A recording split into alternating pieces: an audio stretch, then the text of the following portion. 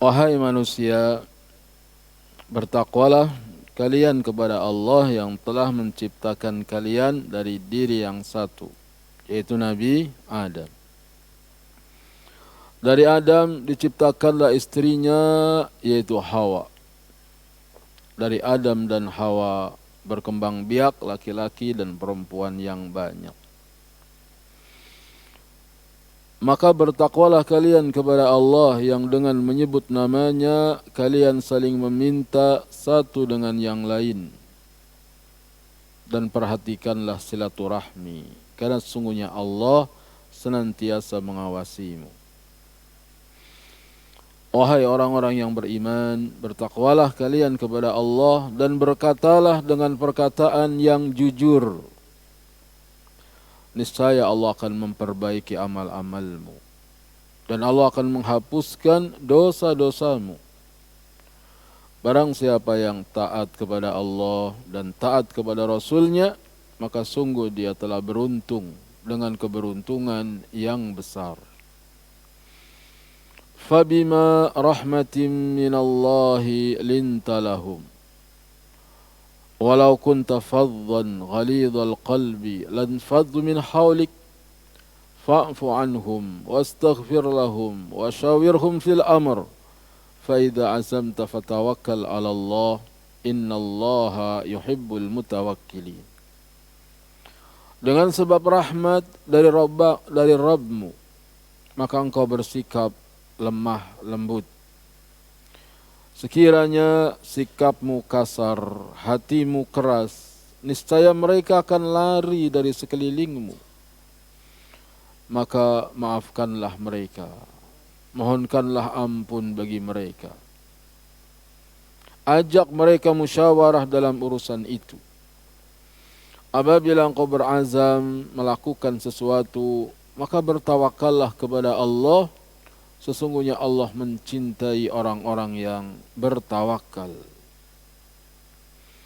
Innamal mu'minuna ikhwatun fa aslihu baina akhawaykum fattaqullaha la'allakum turhamun.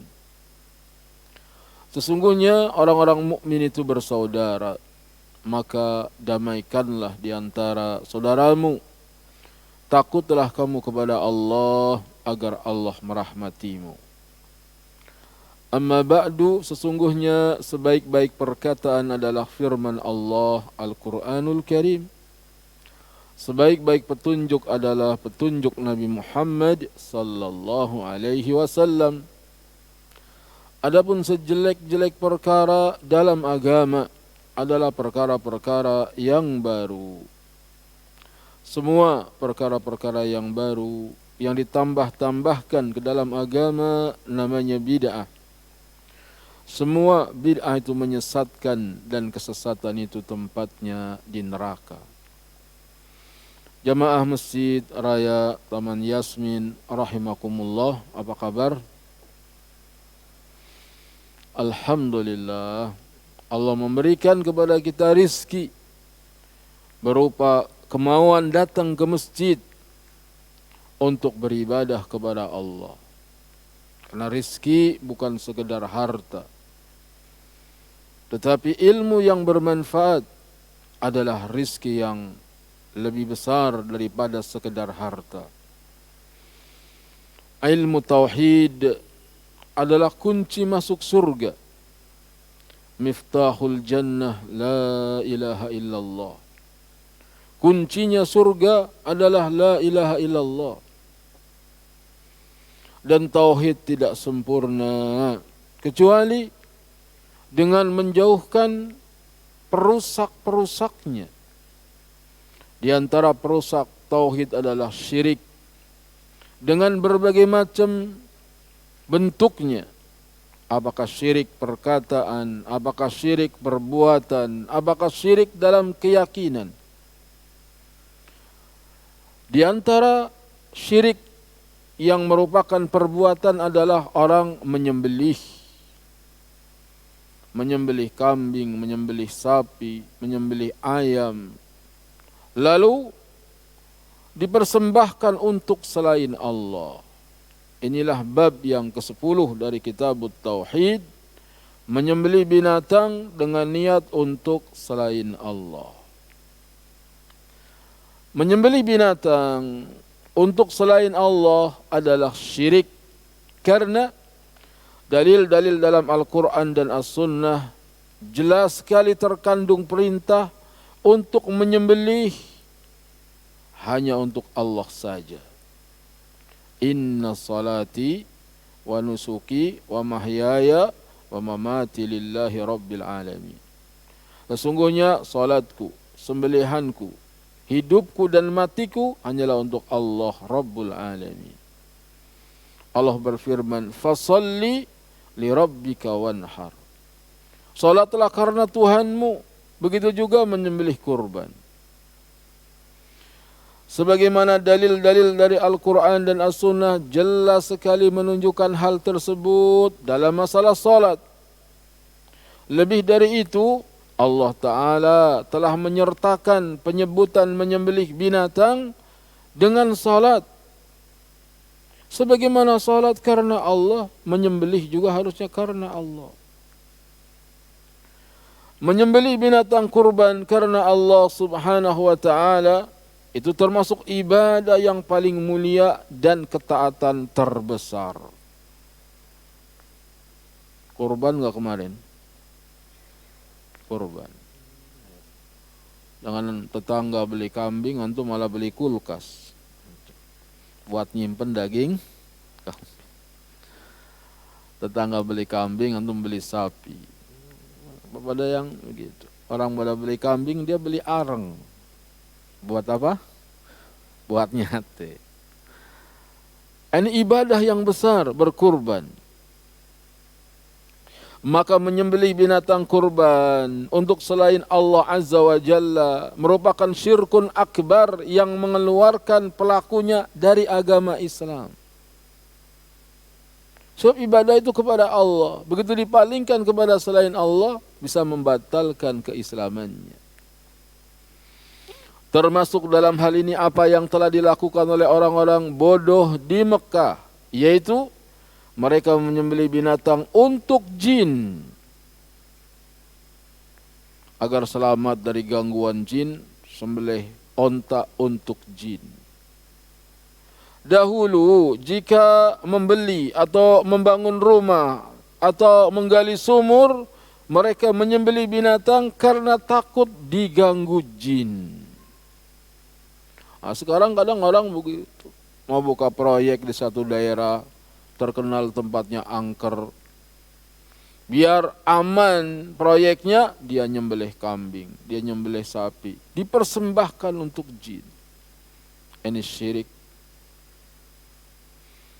Bahkan begitu, mau bikin jembatan, potong kambing, kepala kambingnya ditanam.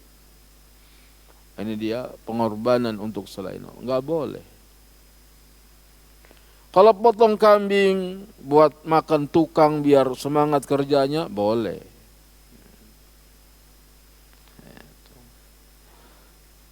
Atau antum potong kambing buat kajian itu. Selesai ngaji makan daging kambing. Enggak dilarang begitu, bahkan ditungguin.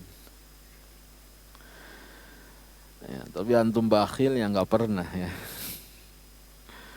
Allah Subhanahu wa Ta'ala berfirman, "Qul inna salati wa nusuki wa mahyaya wa mamati lillahi rabbil alamin, la syarika lahu wa bidzalika umirtu wa ana awwalul muslimin." Katakanlah wahai Muhammad sallallahu alaihi wasallam, sesungguhnya salatku, sembelihanku, hidupku dan matiku hanyalah untuk Allah Rabbul Alamin. Semoga Allah ikhlaskan semua amal perbuatan kita karena Allah. Sehingga dipuji tidak terbang, dicela tidak tumbang. Itu kalau orang ikhlas karena Allah. Beramal bukan mengharap pujian. Beramal tidak takut celaan.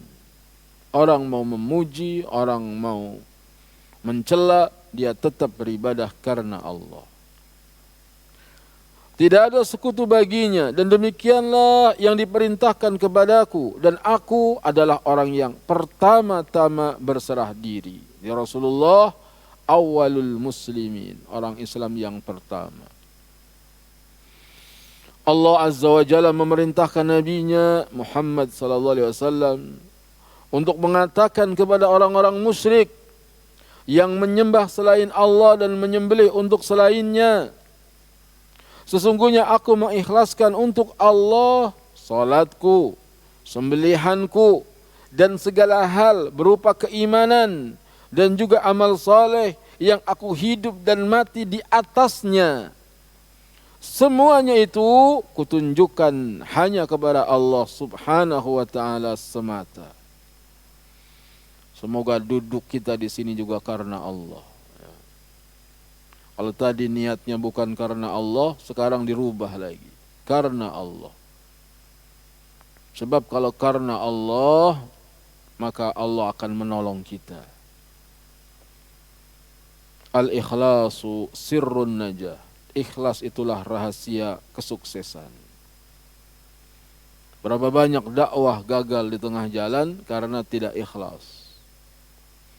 Kalau ikhlas, pasti Allah akan menolongnya. In tansurullaha yansurkum wa yuthabbit aqdamakum. Jika engkau menolong agama Allah, pasti Allah akan menolongmu dan Allah akan mengokohkan telapak kakimu. Kalau ada rintangan, ada kendala, ada tantangan, maka koreksi lagi. Sudah ikhlas atau belum? Sudah ikhlas atau belum? Semoga Allah mengikhlaskan hati kita. Dan merasa ikhlas berarti belum ikhlas. Merasa ikhlas. Kalau saya ikhlas, itu belum ikhlas. Merasa ikhlas. Jangan merasa ikhlas.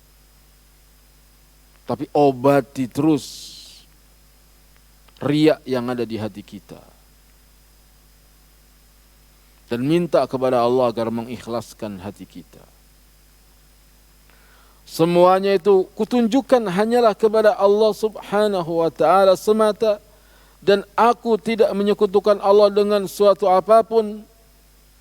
Bertolak belakang dengan kesyirikan yang kalian berada di atas kesyirikan tersebut.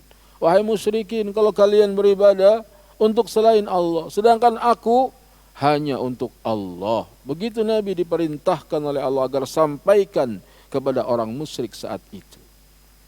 Surat Al-An'am ayat 162 sampai 163 ini memberikan faedah. Pertama, menyembelih binatang untuk selain Allah merupakan syirkun akbar, syirik yang besar. Karena Allah Ta'ala telah menggandengkan ibadah ini dengan salat. Ibadah menyembelih digandengkan dengan salat. Inna salati wa nusuki.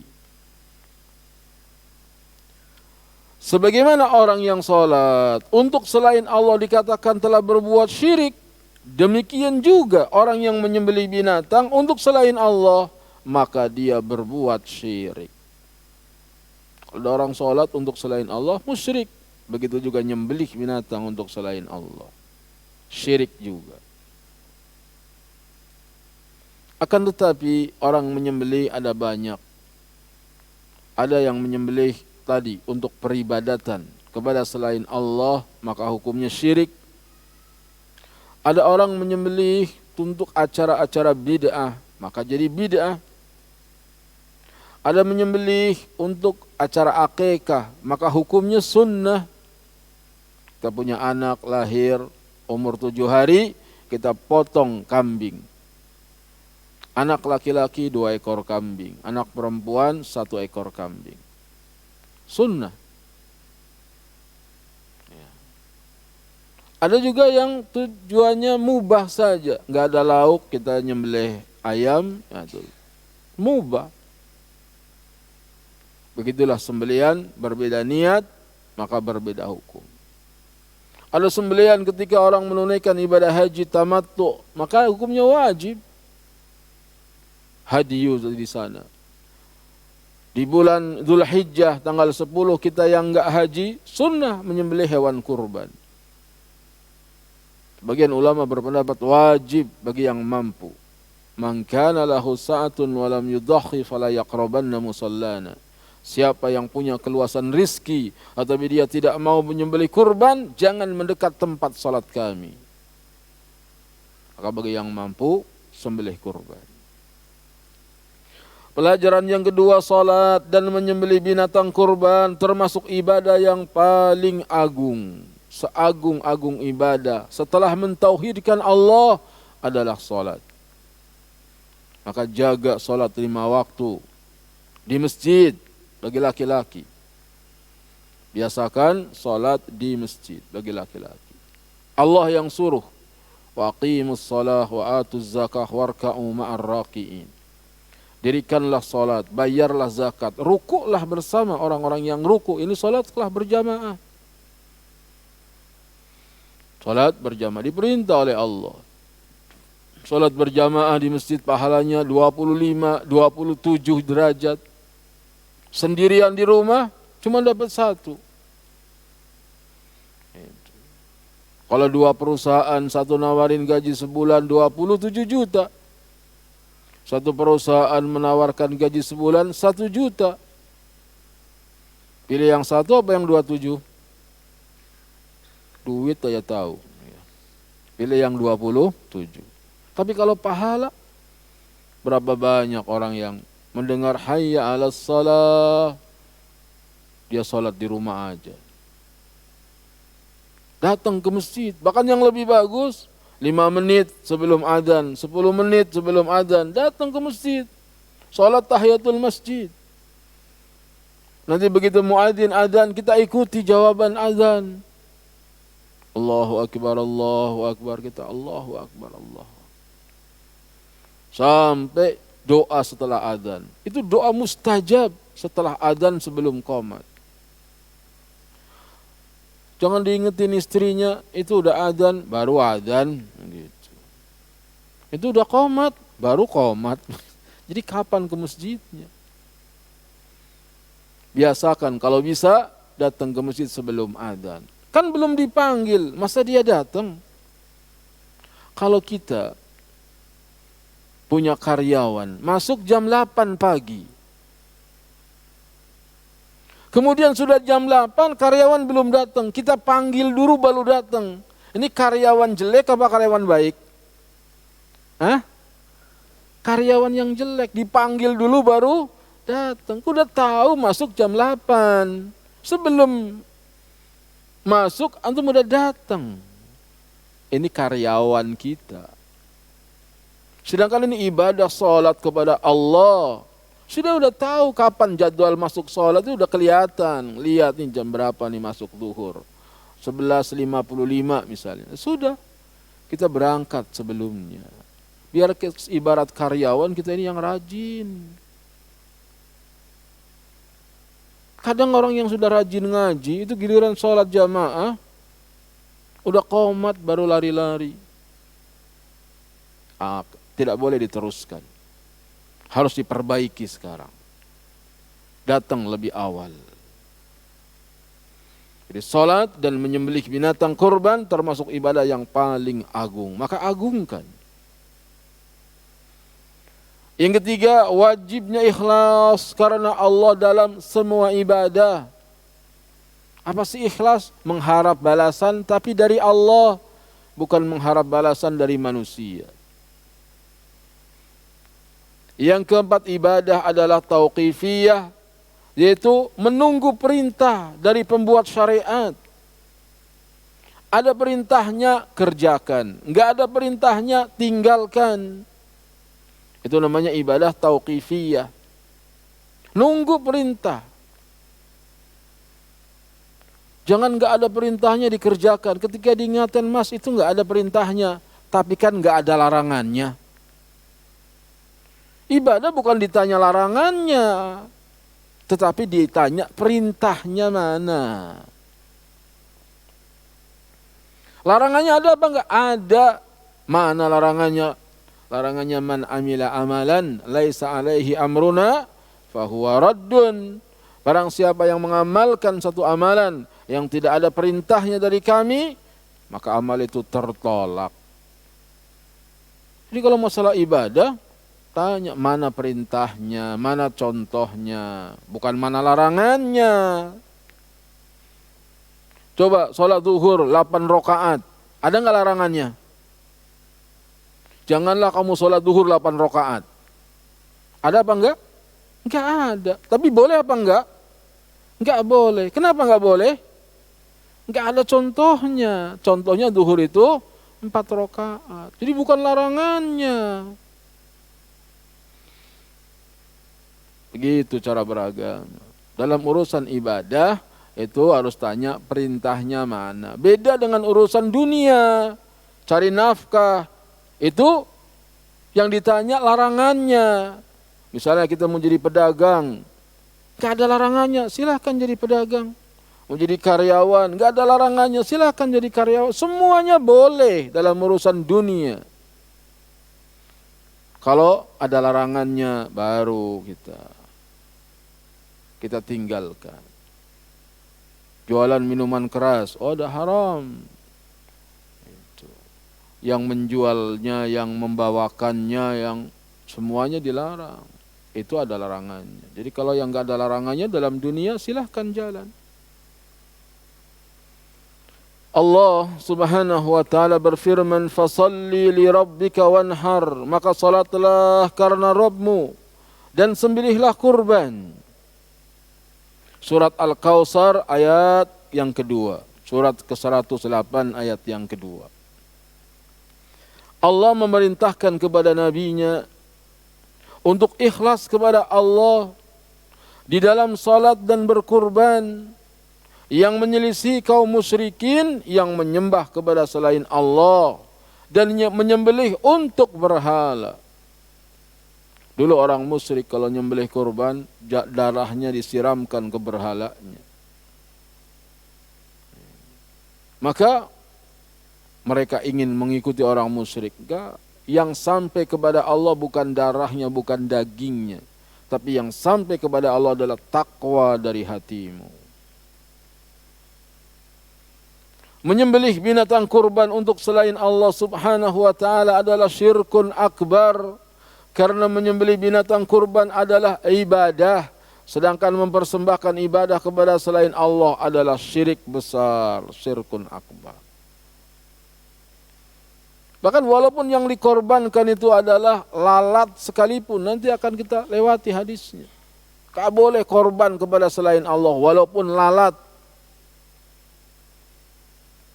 Ibadah salat dan menyembelih kurban termasuk ibadah yang agung. Salat dan menyembelih kurban termasuk ibadah yang paling utama bagi hamba dalam menampakkan rasa syukur kepadanya. Itu diantara kalau anak kita nanya, Pak ngapain sih kita sholat? Sebagai tanda syukurna kepada Allah. Allah memberikan kita kesehatan, memberikan kepada kita rizki, memberikan kita apa saja banyak. Syukur kita kepada Allah dengan ruku, sujud, taat kepadanya. Apa anak-anak kadang nggak ngerti. Disuruh sholat dia bingung, nggak ngerti kenapa harus sholat. Allah yang suruh kita sholat. Rasulullah SAW perintahkan kita salat sebagai tanda syukur kepada Allah. Dan salat itu manfaatnya bukan buat Allah, tapi manfaatnya buat kita. Betapa orang yang salat tepat waktunya, dia akan merasakan ketenangan, ketenteraman. Karena ingat kepada Allah yang paling besar adalah salat. Sedangkan ingat kepada Allah adalah jalan ketenteraman. Ala bidzikrillahi tatmainnul qulub. Ketahuilah dengan mengingat Allah hati menjadi tenang. Sehingga Nabi Muhammad SAW kadang mengatakan, ya Bilal arikhna bis salah. Wahai Bilal, istirahatkan aku dengan salat.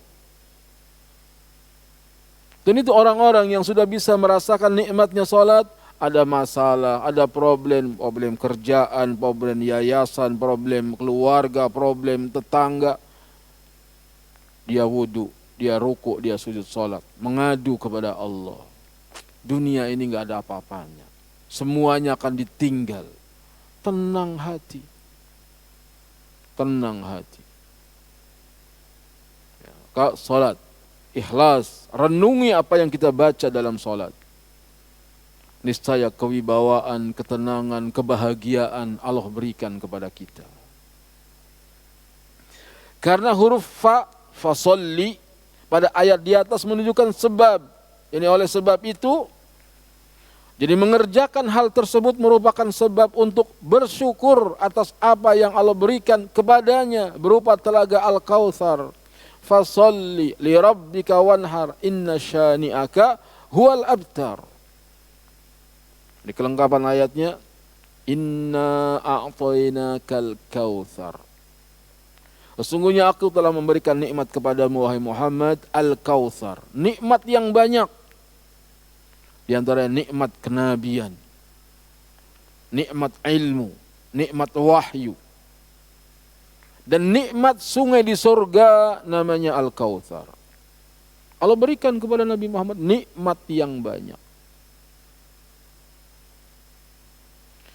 Setelah mendapatkan nikmat, Allah perintahkan fasalli, maka salatlah kamu. Wahai antum, saya, nanti harus banyak-banyak salat, bersyukur kepada Allah. Allah berikan nikmat kepada kita, nikmat yang banyak sekali. Bagaimana enggak nikmat banyak? Berdakwah dulu Mus'ab bin Umair radhiyallahu anhu diutus oleh Nabi SAW dakwah dari Mekah ke Madinah, itu datengin orang ke kebun-kebun. Ya ayuhan nas, qul la ilaha illallah. Wahai manusia, ucapkan la ilaha illallah.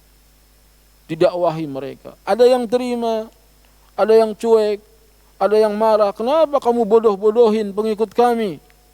Pergi atau saya lempar kamu dengan tombak. Itu dakwah di zaman Nabi sallallahu alaihi wasallam. Orang berdakwah diancam, diusir, diperangi, dibunuh. Sekarang dakwah, ya Allah, alhamdulillah, enak. Perjalanan dulu paling hebat naik kuda, naik onta. Sekarang antum naik motor, naik mobil, ya Allah, nikmat. Coba kalau orang naik kuda, naik onta, pagi-pagi pengajian sebelum subuh, berangkat. Itu bangunin kuda, kalau dia mau bangun, kalau dia lagi males, disepak kita. Nah, kita enggak sekarang pakai motor, tinggal dinyalain, berangkat. Asal ada bensinnya. Terang ada lampunya. Dulu pakai kuda enggak ada lampunya. Jadi yang seperti ini perlu kita sebut-sebut sebagai tanda syukur kepada Allah. Fa amma bi ni'mati rabbika fahadis. Adapun dengan nikmat Tuhanmu maka ceritakanlah. Sampai di pengajian, Masya Allah, karpetnya empuk. Antum tinggal duduk nyender. Bismikallahumma ahya wa bismillah. Astagfirullah. Mentang-mentang dingin, karpet empuk malah ngantuk. Jadi kenikmatan dulu di kebun kurma orang dakwah. Nabi aja di masjidnya lantainya pasir, atapnya pelepah kurma. Banyak sekali nikmat yang kita rasakan. Kalau kita masih malas juga sholat, malas ibadah, ya Allah, hamba enggak tahu diri, hamba enggak tahu bersyukur. Enggak usah jauh-jauh zaman Nabi SAW, zaman nenek kita yang tinggal di kampung itu, gak punya sumur. Kalau mau mandi, mau wudhu harus ke kali, jalan ke kali. Tapi mereka masih sanggup tahajud, ambil air, gak ada ember, pakai bambu itu dilubangi. Malam bangun, wudhu, salat menghadap Allah. Kita ini kadang, ya Allah, sumur kita ada di rumah kita, tinggal buka keran keluar air. Dulu orang mau wudhu itu harus nimba dulu kalau yang punya sumur. sekarang dimudahkan. Masa kita masih malas juga? Bersyukurlah kepada Allah dengan memperbanyak ibadah. Banyak ibadah. Jadi mengerjakan hal tersebut merupakan sebab untuk bersyukur atas apa yang Allah berikan kepadanya, kepada Nabi SAW berupa telaga Al-Kautsar di surga. Semoga kita bisa minum di telaga Al-Kautsar bersama Nabi SAW. Dari Ali bin Abi Thalib radhiyallahu anhu. Sahabat Ali bin Abi Thalib. Beliau adalah Ali bin Abi Thalib, Amirul Mukminin. Setelah Abu Bakar, Umar, Utsman, Ali. Abul Hasan Al-Hashimi. Anaknya namanya Hasan dan Husain. Karena yang besar Hasan, maka dipanggil Abul Hasan. Dari Bani Hashim. Muhammad bin Abdullah bin Abdul Muttalib. Kemudian bin Hashim. Itu kakeknya Nabi. Anak paman Rasulullah sallallahu alaihi wasallam. Nabi bapaknya namanya Abdullah. Abdullah punya adik namanya Abu Talib. Abu Talib punya anak namanya Ali. Maka anak paman, sepupu. Radhiyallahu anhu. Orang pertama kali yang masuk Islam dari kalangan anak-anak. Wanita yang pertama kali masuk Islam, Khadijah radhiyallahu anha. Orang tua yang pertama kali masuk Islam, Abu Bakar As-Siddiq radhiyallahu anhu. Anak muda yang pertama kali masuk Islam, Ali bin Abi Thalib. Budak yang pertama kali masuk Islam, Zaid bin Harithah. Itu orang-orang yang duluan masuk Islam, dikenang dalam Islam, masuk ke dalam as-sabiqun al-awwalun. Orang-orang yang terdahulu dan yang pertama kali. Mereka diridhoi oleh Allah. As-sabiqun al-awwalun minal muhajirin wal ansar walladzina taba'uhum bi ihsan radhiyallahu anhum wa radu anhu. Beliau menikahi Fatimah binti Muhammad sallallahu alaihi wasallam. Jadi Nabi sepupuan dengan Ali, tapi Ali menikahi anaknya Nabi, masih saudara. Nikah, karena bukan mahram, anak paman itu bukan mahram. Menikahlah Ali dengan Fatimah. Beliau adalah salah seorang pengikut perang Badar. Ali ikut perang Badar. Apa sih keistimewaannya? Nabi katakan, wahai para pahlawan Badar, berbuatlah sesukamu, karena kalian semua dijamin masuk surga. Jadi orang yang ikut perang Badar, semuanya dijamin masuk surga. Ikut juga Bayatul Ridwan, ikut perang Uhud, tergolong 10 orang yang dijamin masuk surga. Juga Khulafaur Rasyidin yang keempat. Nabi mengatakan Abu Bakar di surga, Umar di surga, Utsman di surga, Ali bin Abi Thalib surga. Kemudian Talhah dan seterusnya. Disebut orangnya masih hidup tapi dijamin masuk surga. Allahumma inna nas'alukal jannah wa na'udzubika minan nar. Allahumma inna nas'alukal jannata wa na'udzubika minan nar. Allahumma inna nas'alukal jannah wa na'udzubika minan nar.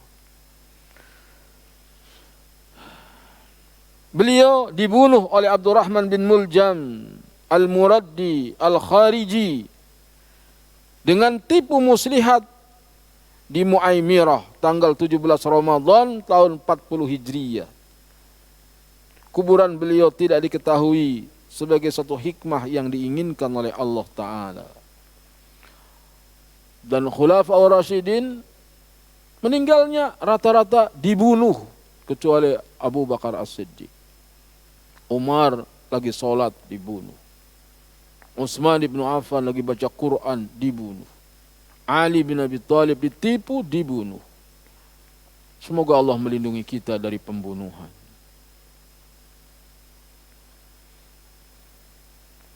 Ali bin Abi Thalib radhiyallahu anhu berkata, "Haddatsani Rasulullah sallallahu alaihi wasallam bi arba'i kalimat." Rasulullah sallallahu alaihi wasallam telah menuturkan kepadaku 4 kalimat. La'anallahu man dzabaha li ghairillah. Allah melaknat orang yang menyembelih hewan untuk selain Allah. Tadi nyembelih untuk kuburan, nyembelih untuk pohon, nyembelih untuk sungai, untuk jembatan. Dilaknat, kata Nabi. La'anallah, Allah melaknat. Apa sih laknat? Laknat artinya dijauhkan dari rahmat. Orang itu enggak dapat rahmat. Yang kedua, la'anallahu man la'ana walidayhi. Allah melaknat orang yang melaknat orang tuanya. Melaknat ibunya, melaknat bapaknya, dilaknat oleh Allah. Yang ketiga, la'anallahu man awa muhdisan. Allah melaknat orang yang melindungi pelaku kejahatan atau ahlul bid'ah. Bisa dibaca muhdatsan, artinya ahlul bid'ah, muhdisan pelaku kejahatan. Ada maling yang harusnya dipotong tangannya karena mencuri, dilindungi sama dia. Melindungi penjahat ini, dilaknat oleh Allah. La'anallahu man ghayyara manaral ardi. Dan Allah melaknat orang yang merubah batas tanah. Ada tanah, sebelah kiri tanah kita, sebelah kanan tanah orang. Ada batoknya, digeser biar tanah kita lebih lebar. Dilaknat oleh Allah. Dilaknat oleh Allah. Makanya jangan sampai rebutan tanah mendingan ngalah. Man zalama qida shibrin minal ardi tuwiqahu yaumal qiyamati bisab'i aradin. Siapa yang mengambil sejengkal tanah secara zalim, dia akan dikalungkan di hari kiamat 7 lapis bumi. Dalam satu riwayat, dibenamkan ke dalam 7 lapis bumi. Dia rebutan warisan, itu, ngerasa kurang lebar bagiannya, patok digeser, nggak dibawa mati, biarin aja ada saudara yang serakah ambil tanah. Kita ingetin, jangan ini bagian saya bang. Enggak, ini bagian saya. Ngotot dia bawa golok ya sudah. Mendingan ngalah. Enggak dibawa mati, minta kepada Allah. Banyak terjadi orang rebutan warisan, saudara jadi musuh. Bahkan ada yang saling membunuh. Bukannya dapat warisan malah mati. Adiknya mati, abangnya mati. Ini fitnah dunia. Hadis yang diriwayatkan oleh Imam Muslim. Di dalam hadis ini Rasulullah SAW memperingatkan umatnya terhadap 4 kejahatan. Beliau SAW pun mengabarkan bahwa Allah mengusir serta menjauhkan pelaku salah satu di antara perkara tersebut dari rahmatnya. Ini arti laknat. Laknat artinya diusir dari rahmat. Jauh dari rahmat. Apa sih rahmat? Rahmat itu kasih sayang Allah. Saya antum masuk masjid tadi, baca bismillahi wassalatu wassalamu ala rasulillah. Allahumma ftahli abwaba rahmatik. Bismillah, salawat dan salam tercurah kepada Rasulullah. Ya Allah, bukakanlah untukku pintu-pintu rahmatmu. Makanya kalau orang duduk di masjid, dapat rahmat.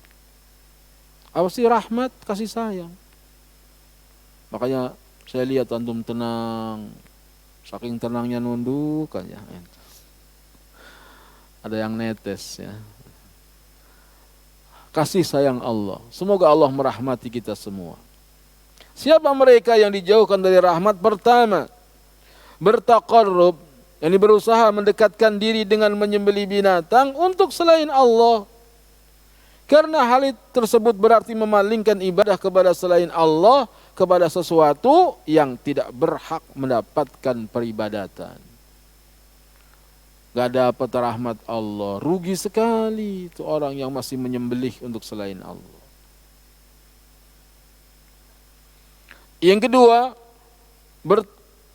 Orang yang mendoakan keburukan kepada kedua orang tuanya, laknat kepada orang tua, jadi mendoakan keburukan sama orang tuanya. Baik itu dengan melaknat atau mencaci maki keduanya. Dasar ibu bawel banget, udah sakit bawel lagi. Wah, itu anak durhaka. Anak durhaka. Ibunya udah lanjut usianya, bapaknya udah lanjut. Ini namanya orang tua kadang kembali seperti anak-anak rewel. Minta ini, minta itu, dibeliin gak dimakan apa. Anak sabar. Kalau sampai kita melaknat, waduh gak dapat kasih sayang Allah. Semoga kita gak diuji dengan orang tua yang begitu. Maupun menjadi sebab terjadinya hal tersebut, yaitu dengan munculnya perbuatan tersebut dari dirinya terhadap orang tua seorang, sehingga orang itu membalas dengan perbuatan yang sama terhadapnya. Misalnya si Ahmad dan si Ali. Kata si Ahmad kepada si Ali, oh bapakmu tukang tipu, gitu. Menuduh bapaknya si Ali tukang tipu. Si Ali balas, justru bapakmu yang tukang tipu. Nah, akhirnya bapaknya si Ahmad dituduh tukang tipu. Nah, gara-gara si anak ini, maka orang tuanya jadi tertuduh. Jangan. Itu namanya melaknat orang tua sendiri. Maka jadi anak itu sing iso manggul dhuwur mendem jero. Ada orang Jawa nggak di sini? Apa artinya?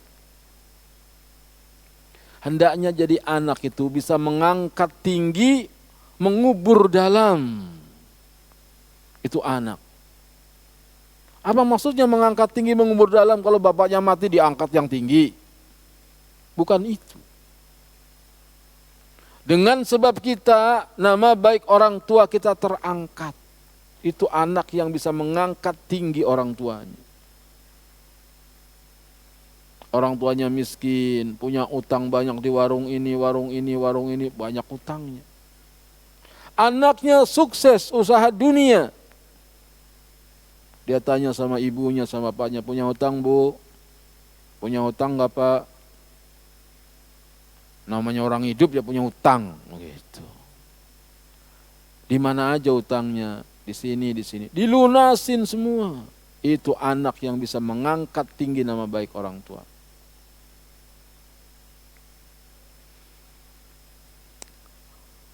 Orang tuanya miskin, terhinakan di kampungnya. Dia daftarin orang tuanya. Bu mau nggak haji bu? Itu. Ya mau. Itu. Bapaknya tawarin, mau nggak berangkat haji? Mau. Orang-orang pada ngantri belum berangkat haji. Sabar bu. Gitu. Saya bayarin ibu haji dengan harga 600 juta berdua. Berarti haji apa? Furoda. Bisa nggak tahun ini daftar, tahun ini berangkat? Bisa. Oh langsung bapaknya diberangkatkan haji sama ibu. Kaget orang di kampung, waduh yang lain ngantri belum, dapat ini kok langsung daftar dapat. Ya, anaknya ini. Sing iso manggul dhuwur mendem jero. Coba jadi anak begitu sama orang tua. Jangan seperti yang disebutkan di hadis, melaknat orang tuanya. Angkat nama baik orang tua kita. Dan al-jaza min jinsil amal. Balasan itu sesuai dengan perbuatan. Kalau kita memuliakan orang tua kita, insya Allah nanti anak-anak kita memuliakan kita. Bagaimana engkau berbuat, begitulah engkau akan diperbuat.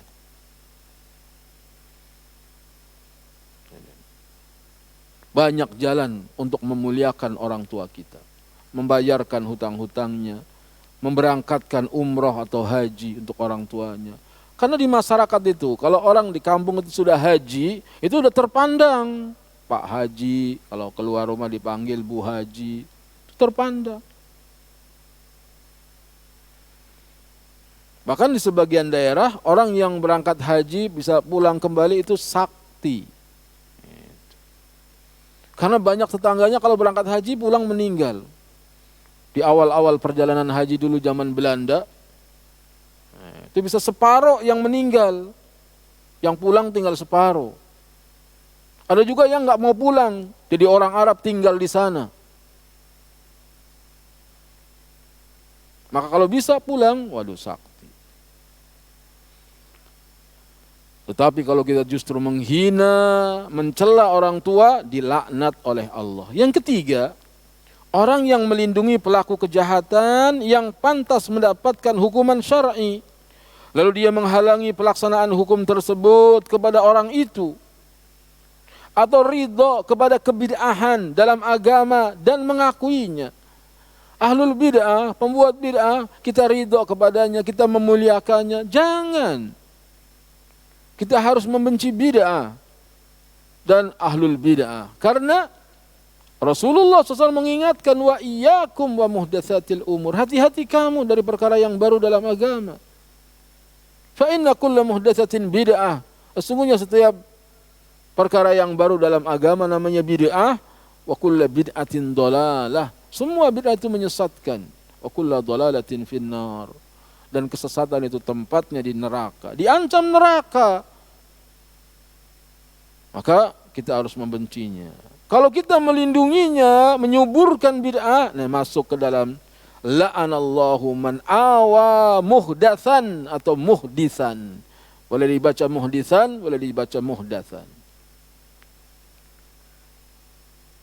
Kalau muhdisan pelaku kejahatan, kalau muhdatsan pelaku bid'ah. Yang keempat yang dilaknat, orang yang mengubah tanda-tanda batas tanah, yang memisahkan hak-hak si pemiliknya masing-masing dengan cara memajukan atau memundurkan tanda-tanda itu dari tempat yang sebenarnya, sehingga dengan sebab itu maka terjadilah pengambilan sebagian tanah orang lain secara zalim. Sejengkal saja kita ambil, oh itu dikalungkan 7 lapis bumi. Lalu bagaimana semeter, 2 meter, sehektar, 2 hektar. Ada orang beli tanah 2000 meter. Begitu diukur ulang tinggal 1700. Yang 300 kemana? Masa menguap tanah? Apa mengkerut buminya? Diambil oleh orang-orang yang ada sekitarnya, geser. Kalau semeter, 2 meter, 300 meter hilang. Tetapi orang itu bersabar, biarin aja. Saya lahir gak bawa apa-apa. Kita ini lahir dari perut ibu kita telanjang, gak ada sehelai benang. Lalu kita punya ini, punya itu, alhamdulillah. Tapi itu hak antum diambil orang, biarin. Insya Allah Allah kasih ganti yang lebih baik. Dia bersabar. Antum gak tagih, ntar aja lah di akhirat tagihnya.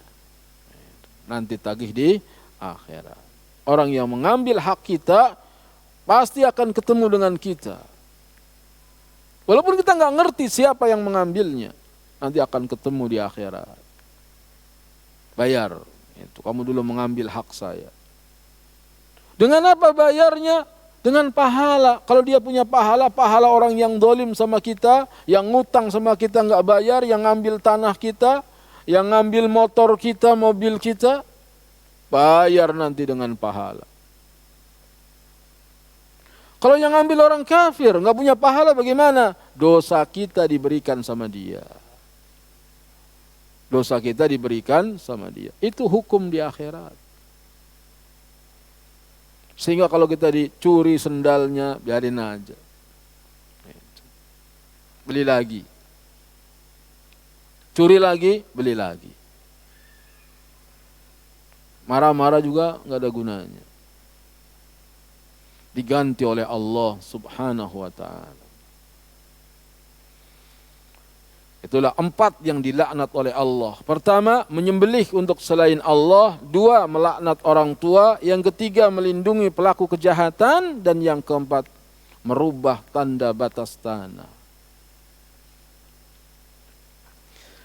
Menyembelih binatang kurban untuk selain Allah Azza wa Jalla hukumnya adalah haram dengan tingkat keharamannya yang sangat keras.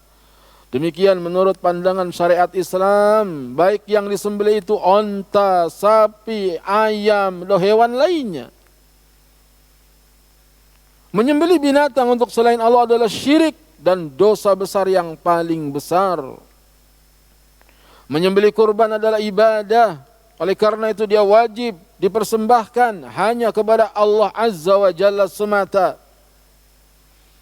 Haram melaknat, mencaci maki orang tua, baik secara langsung maupun karena menjadi sebab dilaknatnya kedua orang tua. Maksudnya adalah dia melaknat kedua orang tua orang lain, kemudian karena perbuatan itu orang lain tadi membalas melaknat orang tuanya. Atau tidak melaknat orang lain, tapi antum kelakuannya jelek. Misalnya berzina atau minum khamr atau yang lain. Dihukum di masyarakat. Lalu orang nanya, anak siapa sih itu? Anaknya si Ahmad. Si Ahmad bapaknya ikut terbawa-bawa. Itu namanya menjatuhkan nama baik orang tua. Ada orang ikut teman-temannya pada menghisap ganja narkoba, ditangkap polisi. Anak siapa ini? Bapaknya dipanggil. Itu menjatuhkan nama baik orang tua.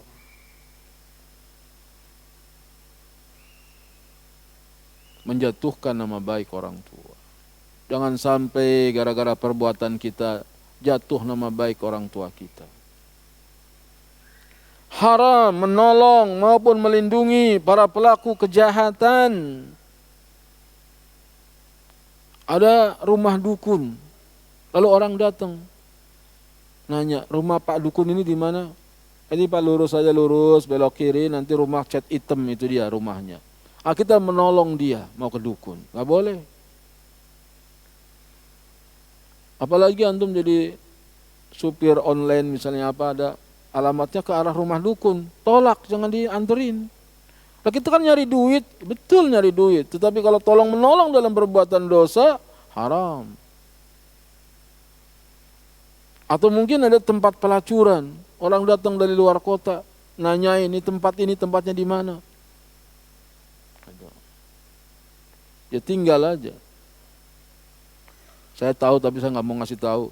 Memang kenapa? Haram, pulang loh gitu. Kalau berani. Kalau enggak kita menghindar.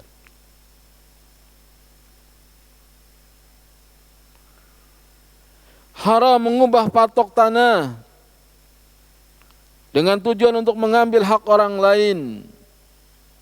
Bolehnya melaknat orang fasik secara umum tanpa menentukan individu tertentu agar mereka jerak dari kemaksiatan. Nabi melaknat dengan mengatakan la'anallahu man awa muhditsan. Semoga Allah melaknat orang yang melindungi pelaku kejahatan. Enggak disebut namanya siapa, boleh. Agar mereka jerak.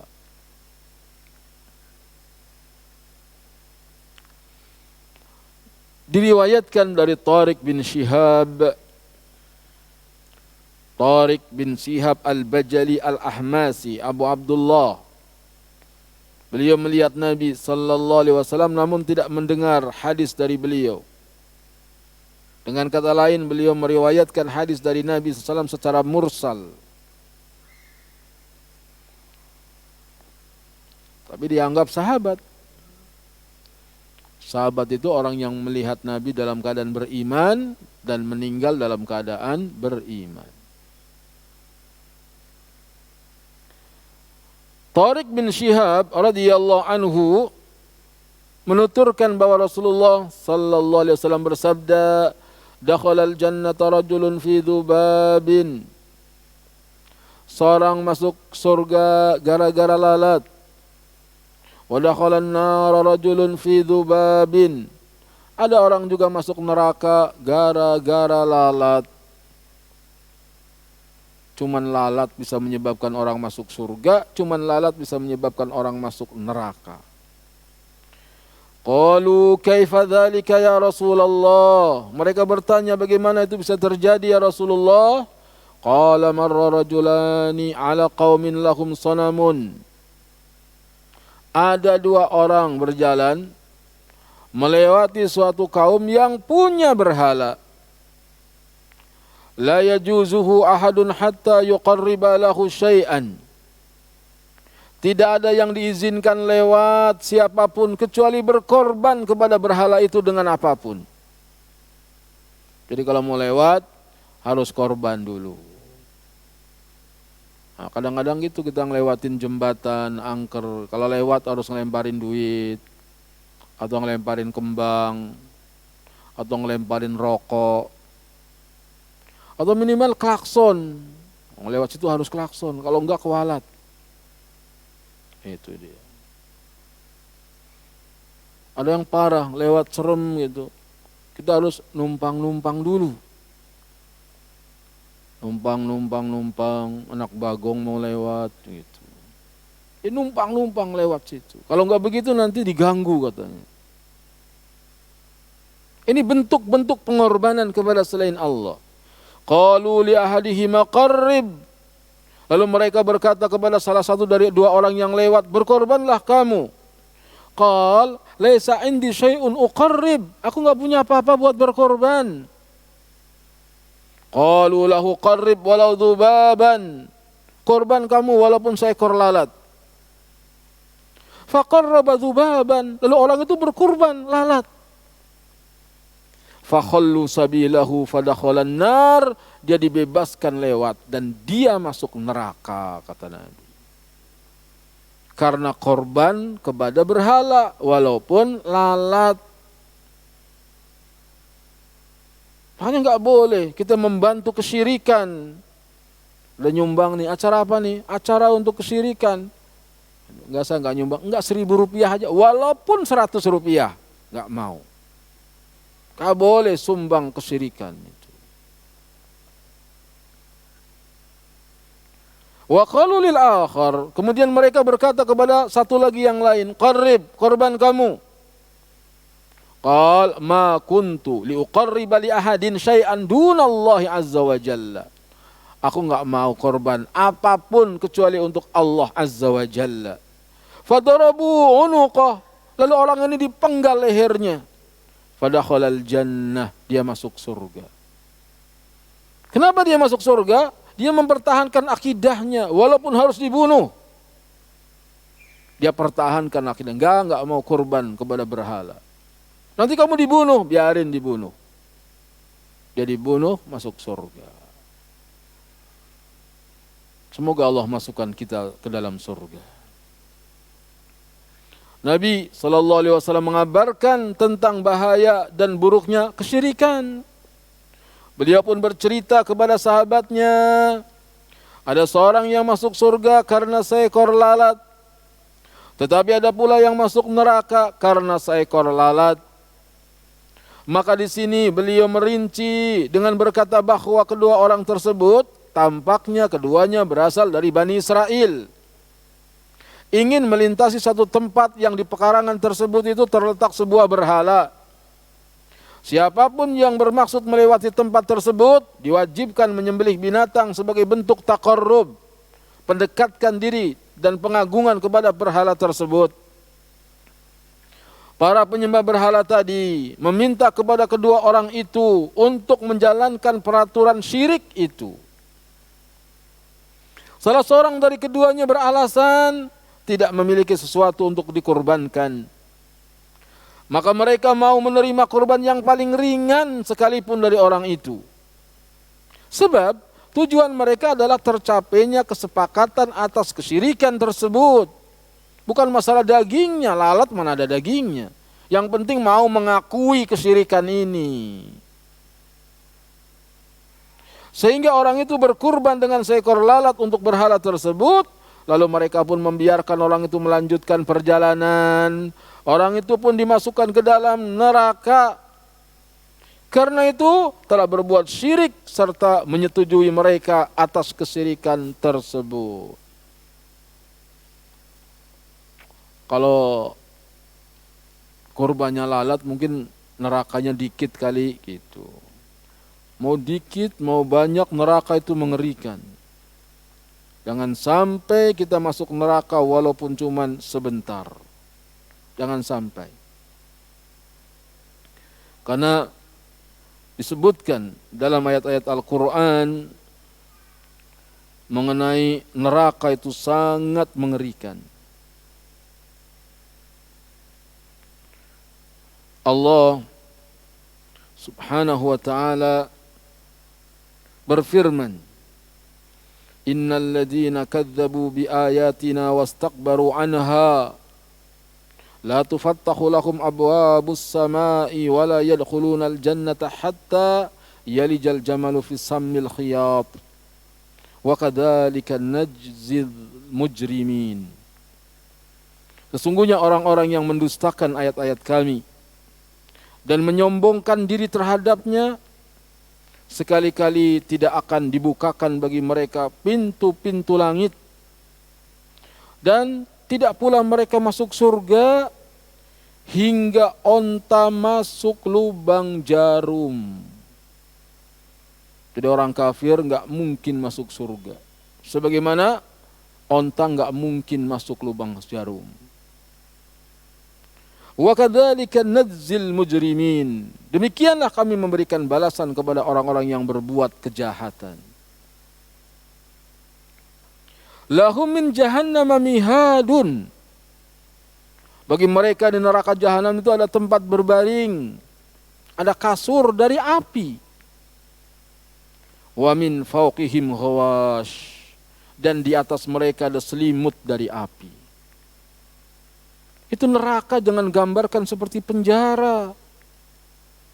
Masuk neraka, dibentangkan kasur dari api, tidur di atas kasur api, ditutupi dengan selimut dari api.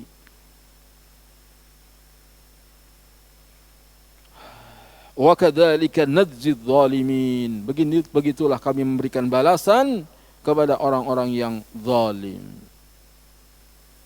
Oleh karenanya sebisa mungkin tinggalkan dosa, terutama dosa syirik dan dosa-dosa lainnya. Karena neraka itu sangat mengerikan. Kemudian mereka meminta kepada orang yang satunya agar bertakarrub kepada berhala mereka. Orang itu pun menolak dengan alasan bahwa hal itu tergolong sebagai kesyirikan, sehingga tidak akan mungkin ia kerjakan. Oleh karena itu mereka membunuh orang tersebut, maka dia dimasukkan ke dalam surga karena penolakannya terhadap kesyirikan. Menolak syirik menyebabkan masuk surga. Wassallallahu ala nabiyyina Muhammadin wa ala alihi wa ashabihi ajma'in. Ada waktu 13 menit. Silahkan kalau ada yang ditanyakan.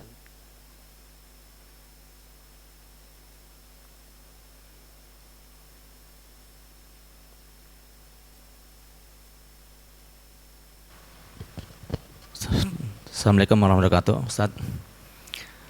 Assalamualaikum warahmatullahi wabarakatuh. Ini Ustaz, sehubungan dengan ini Ustaz, kan kita suka menyembelih hewan kurban Ustaz ya. Kan yang menyembelih itu kan berikan upah Ustaz ya, upah. Sering kita kadang upah itu termasuk yang khusus nyembelih apa termasuk bagian daripada yang teman-teman yang membantunya Ustaz ya. Kan kadang dikasih upah nih. Nah, karena teman-teman kan yang membantu ada apa termasuk satu grup itu Ustaz.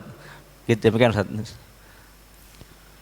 Apabila kita berkurban, kemudian ada panitia kurban, maka tidak boleh membayar si penyembelih dengan daging kurban. Tetapi si penyembelih, tukang jagalnya dibayar dari si pengorban. Jadi dengan uang, misalnya saya korban sapi. Berapa harga sapi? Saya beli yang gede 40 juta. Ongkos motong sapinya gede, susah ngeroboinya 3 juta. Berarti saya bayar 43 juta. Jadi biaya untuk nyembelih segala macam itu sudah dibayar dengan 3 juta. Itu begitu harusnya. Adapun kalau si jagal mengatakan saya mau nyembelihin sapinya tetapi saya minta kepalanya buat saya, kulitnya buat saya. Nggak usah yang 3 juta, tapi saya minta kepala dan kulit. Kalau setuju, maka yang sebenarnya tidak sah kurbannya. Lalu panitia satu grup yang membagi-bagi, mencincang daging, semuanya, lalu dia dapat bagian. Sebagaimana yang lain yang liatin doang juga dapat bagian. Dan mungkin bagiannya yang mencincang lebih banyak daripada yang lain. Semoga boleh. Semoga apa? Boleh. Iya. Dan nyate dia apa. Semoga yang seperti itu diperbolehkan. Karena nggak ada aturan khusus. Wa idza wajabat junubuha faqulu minha wa atimul qani awal mu'tar. Apabila tersungkur binatang sembelihan itu, fa'atimu minha. Maka yang berkorban makan darinya. Jadi yang korban itu makan juga dagingnya. Boleh. Jangan orang yang korban malah nggak dikasih. Ketika si yang korban datang sama panitia, mana bagian saya? Ente kan udah korban, ikhlas dong, jangan minta. Justru karena nggak dikasih, gua nggak ikhlas.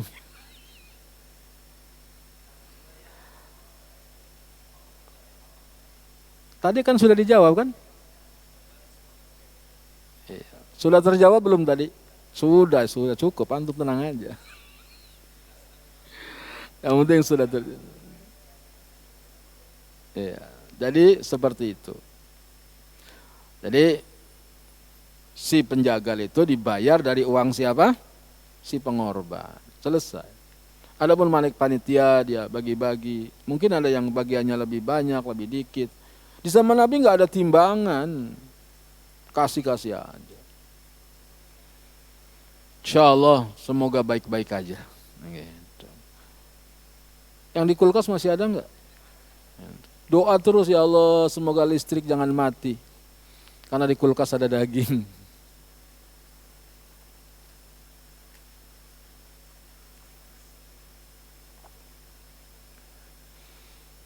Bagaimana hukumnya jika seorang berkorban dari hasil berhutang, sahkah korbannya? Takallufkah dia? Jazakallahu khair wa barakallahu fiik wa jazakumullahu khairan wa barakallahu fiikum. Korban dari hasil ngutang ada 2 macam. Dia nggak punya duit, nggak ada juga anggaran untuk mendatangkan duit. Lalu dia ngutang, nggak ada modal apa-apa buat bayar.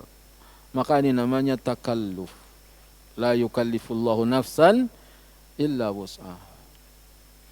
Tapi dia nggak punya duit, cuman dia punya emas 5 kilo. Mau poteknya susah gitu. Nanti mau dijual.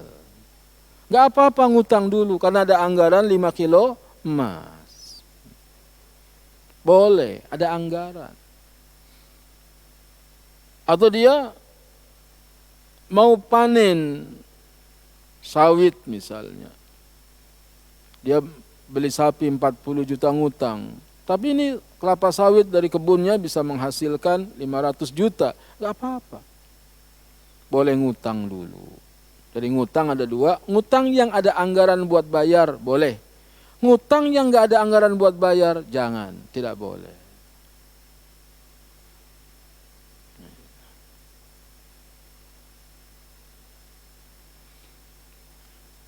Assalamualaikum. Waalaikumsalam. Saya mau bertanya tentang ibadah haji. Saya dulu berhaji menggunakan uang pinjaman di bank.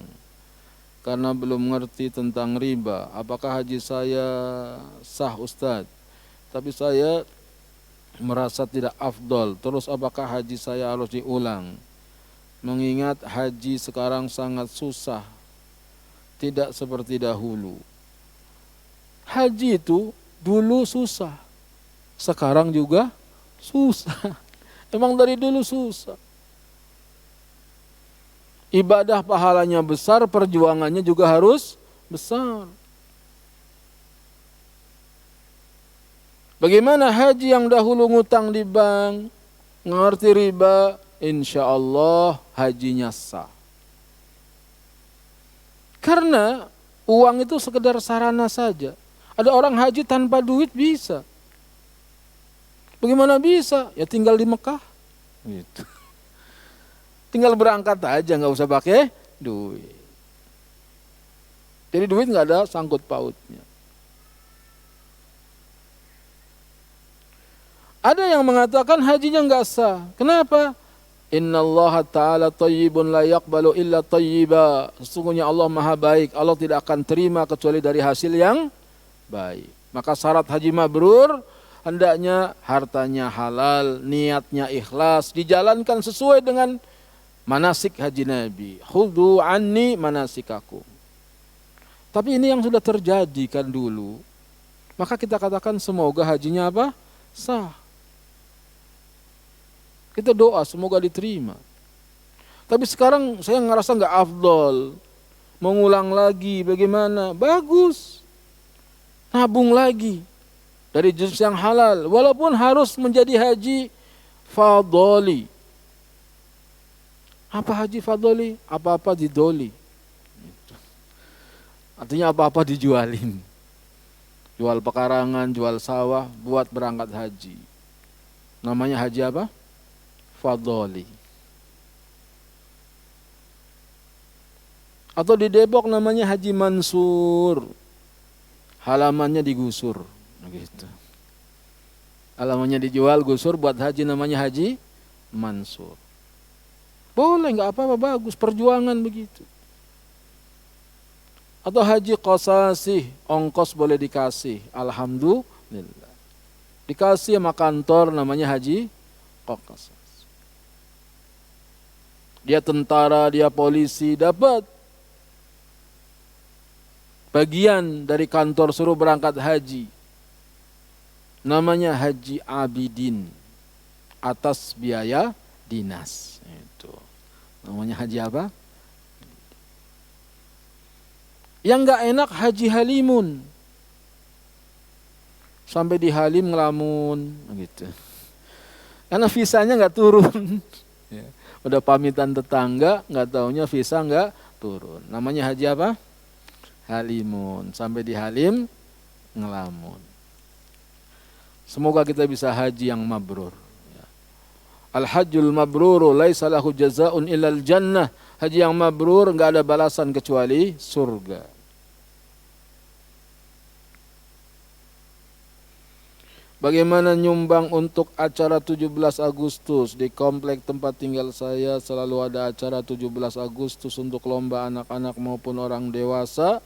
Sumbangan diwajibkan bagi setiap rumah. Kalau tidak boleh, bagaimana cara menolaknya? Kalau kita tidak ikut nanti dikira pelit dan tidak mau bersosialisasi dengan tetangga. Syukron. Saya belum tahu fatwa ulama masalah ini. Saya belum tahu fatwanya, coba tanyakan sama yang lain. Wallahu a'lamu bis-shawab.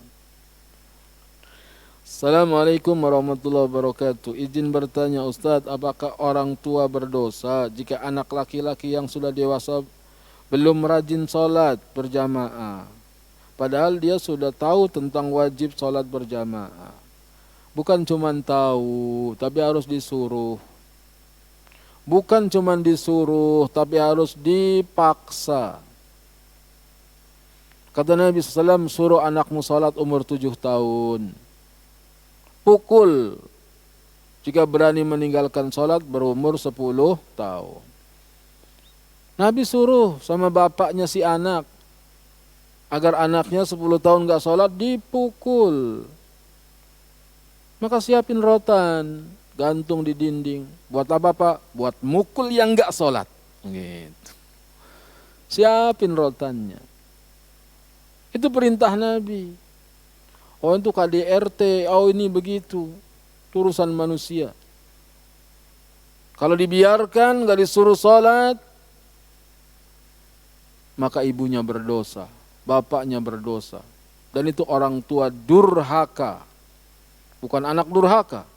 Orang tua durhaka yang membiarkan anaknya tidak sholat. Orang tua durhaka. Anak-anak itu amanah. Titipan dari Allah, suruh dijaga tuh anak. Kalau teman kita nitipin Mercy ke rumah kita, nitip ya, tolong jaga. Kamu kemana? Saya mau umroh nih 9 hari. Ini mobil ini Mercy ini amanah, dijaga. Orangnya pergi umroh, kita pakai buat kebut-kebutan. Anak kita ngikut. Udah pipis di dalam Mercy, ngompol. Pulang teman kita ngelihat mobil kotor, berantakan, penyok. Marah nggak dia? Marah. Dititipin kamu nggak amanah. Anak kita ini titipan dari Allah. Dibiarkan main HP aja tiap hari di kamar. Ini namanya orang tua nggak amanah.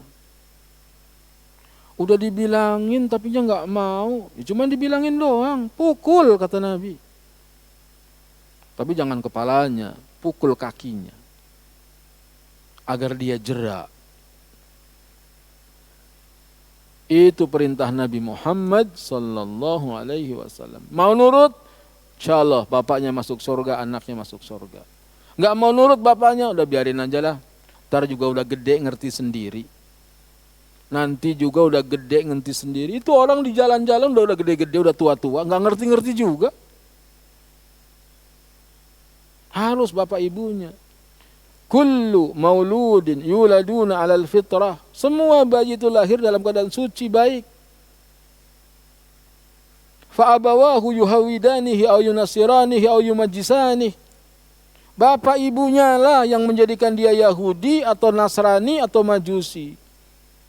Anak rusak jadi Yahudi, jadi Nasrani, jadi Majusi gara-gara ibunya dan bapaknya. Bukan Ustaz, gara-gara televisi. Yang beliin televisi siapa? Bapak ibunya. Bukan saya Ustaz, tetangga lingkungan nggak baik. Kenapa kamu punya rumah di situ? Yang milih lingkungan di situ bapak ibunya. Semuanya tanggung jawab di pundak bapak ibunya. Semoga anak-anak kita soleh dan solehah. Doa apa yang harus saya amalkan supaya anak saya rajin sholat berjamaah? Doanya, Rabbi ja'alni bersama.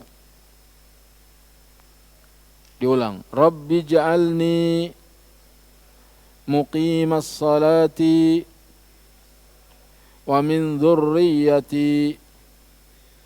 Rabbana wa taqabbal du'a. Rabbi ja'alni muqimas salati wa min dhurriyyati. Rabbana wa taqabbal du'a. Rabbi ja'alni muqimas salati wa min dhurriyyati. Rabbana wa taqabbal du'a. Wahai Rabbku, jadikanlah kami orang-orang yang menegakkan salat. Demikian juga anak keturunanku. Wahai Rabb kami, terimalah doa kami. Amin. Sampai di sini. Allahumma. Oh, nanya.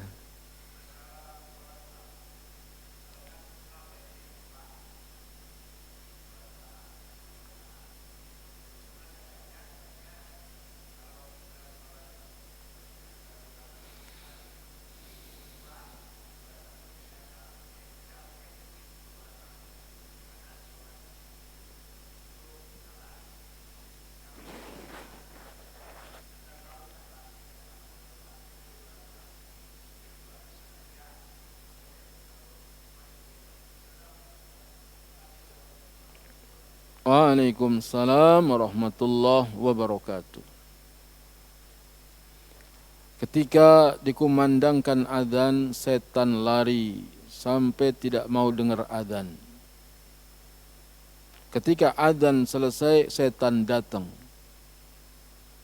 Begitu qomat dikumandangkan, setan lari. Selesai qomat, setan datang.